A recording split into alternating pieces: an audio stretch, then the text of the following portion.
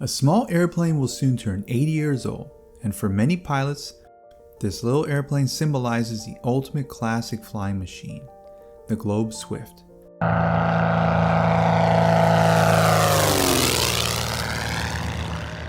The Swift may not be the fastest, most aerodynamic, nor economical airplane in its category. It also demands of its owners a labor of love to keep in flying condition. So what is it about this almost mythical bird that attracts so many pilots? The Swift's history dates back as far as the birth of general aviation, long before World War II. In the 1930s, if you had limited funds and wanted to own an airplane, options were kind of limited. You could own a Cub, a Taylorcraft, Stinson, or an Aeronca. All great airplanes, but rather slow and unexciting for some. Enter the Culver Cadet. The Cadet was created by a young designer named Al Mooney. Does that name ring a bell? Like many small planes from that era, the Cadet was powered by a simple 4-cylinder engine and could carry 2 people. But the Cadet was completely different in style. It featured a retractable landing gear, strutless wings, and a slick fuselage. The Cadet was ultimately the first cheap sports plane of the 1930s, kind of like a Mazda Miata with wings. The Cadet gained lots of fans when it first came out, except for one gentleman from Texas, who was not so impressed. His name was R.S. Pop Johnson.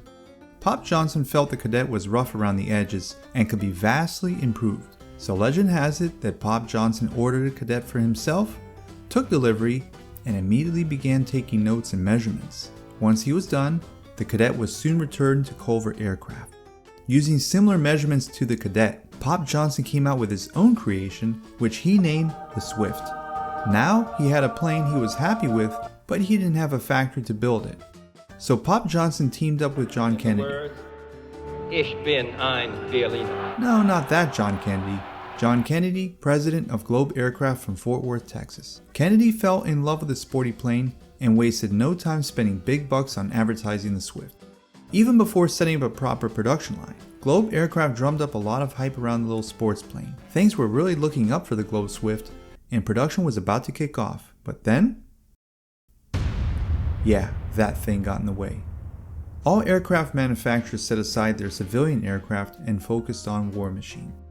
Globe did the same, and the Swift was put on hold.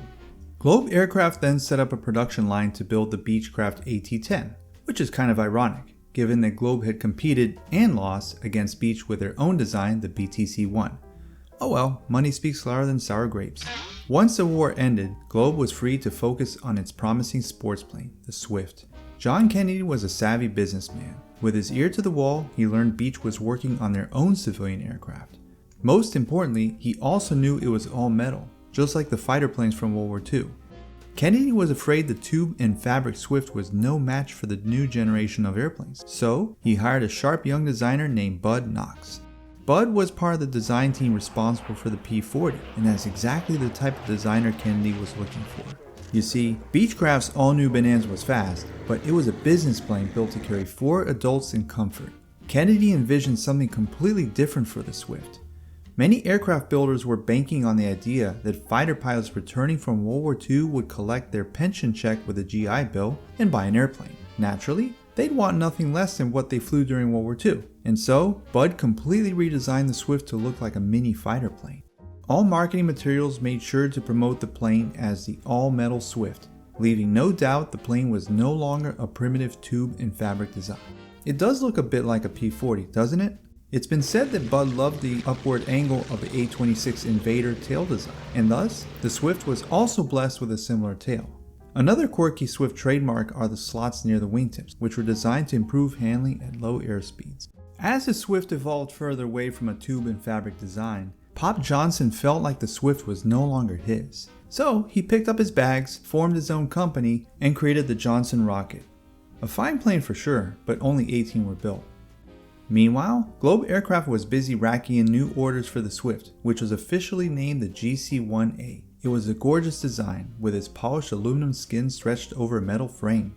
Pilots who flew it immediately fell in love with its precise handling and light controls. The plane was simply fun to fly, and completely different than any other plane it competed with. And let's be honest, who wouldn't love a plane with a happy smile?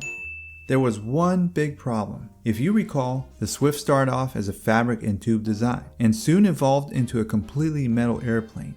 This meant it was much heavier too, and though the Swift was almost a new design at this point, its modest Continental flat 4 with only 85 horsepower was no match for its weight. As a result, the Swift flew about the same as a Miata, if powered by a lawnmower engine.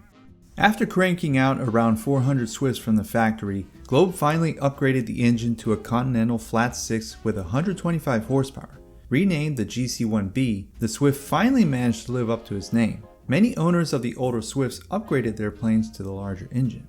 For a new plane designed in the 1940s, performance was quite decent.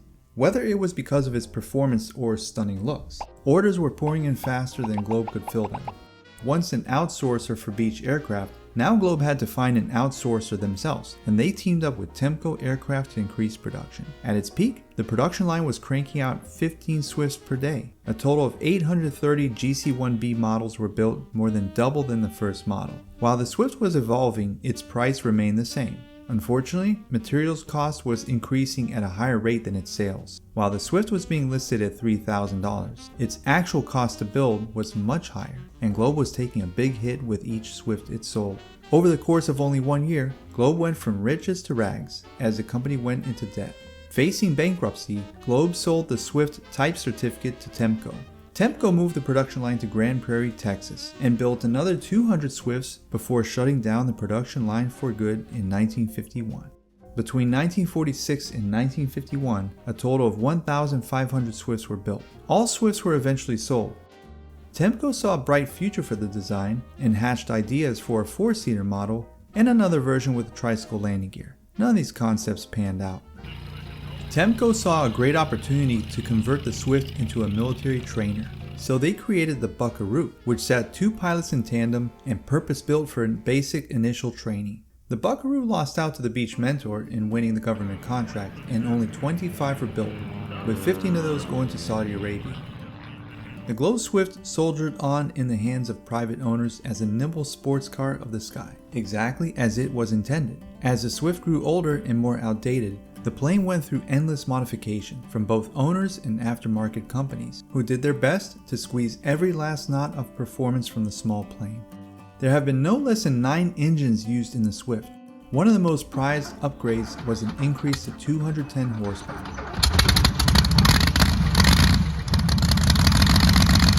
Which many argue is what the Swift should have started out to begin with. This beefed up model is known as the Super Swift. But there's a lot more to the Super Swift than the engine upgrade. The Swift Smile was replaced with a streamlined cowling, square wingtips in place of the round ones, a smooth bubble canopy in place of the butterfly doors, control sticks to give it a fighter plane feel, a modernized cockpit and new instruments, and full paint jobs. Paint jobs? Is that really an upgrade?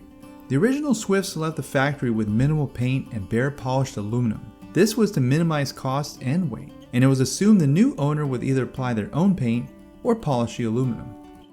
Polished aluminum is beautiful to look at, but an absolute nightmare to maintain, so many owners decided to paint the whole plane instead and spare themselves the endless polishing. By the 1980s, the Swift was already 40 years old and could have easily faded away as an old relic of flying history. Leroy Lopresti did not want that to happen. Lopresti was a legendary performance engineer who worked on everything from missile designs to the Apollo lunar module. His biggest claim to fame was providing a much-needed facelift for the Mooney line of airplanes. He had a true Midas touch when it came to performance. Piper was in the process of diversifying their products and hired Lopresti to come up with a high-performance sports plane. Starting with the Globe Swift, Lopresti and his team made magic. What I want is an airplane that's so good and so fast, people will hardly believe it. A cruise of 200 miles an hour is a minimum goal. Nothing else is going to do for me. Their new design was called the Fury. The Fury could climb at over 1,300 feet per minute and boasted a maximum speed of nearly 220 knots. And if the Fury wasn't exciting enough for you, Lopresti would sell you a version with a turboprop. Think about it, you have a plane that started with only 85 horsepower and now powered with a 450 horsepower turboprop. Projected cruise speed was around 350 miles per hour. Piper had no trouble securing orders for the Fury. Sadly, Piper went bankrupt in 1991, Enzo Presti bought back the rights to the plane that he designed. Today, the Swift celebrates over 80 years and has incredibly stood the test of time. No one at Globe or Temco ever dreamed the plane would last this long, but pilots continue to rally around this unique plane, with many claiming it's a true pilot's airplane, with its responsive controls and precise handling. It's a raw flying experience that few other planes can match, at least for those out of a reach of a P-51.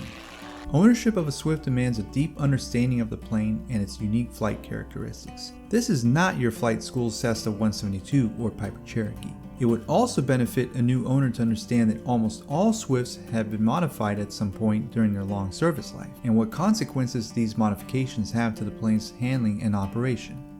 If Swift ownership is on your horizon, you can count on a great resource to keep your bird in great shape. The Swift Museum Foundation, based in Athens, Tennessee, owns the type certificate and is considered the go-to people for maintaining your Swift. The Swift Museum publishes a newsletter, provides technical and logistical support, and keeps owners connected through events and meetups. And as the name suggests, it is a museum, so check them out to learn more about the Swift. In spite of the challenges, Swift owners can agree that nothing else matches its old-school charm and fighter plane looks. From its characteristic smile to its Art Deco panel layout and World War II fighter plane pedigree, the Swift carries a style that can't be touched by anything else in its category.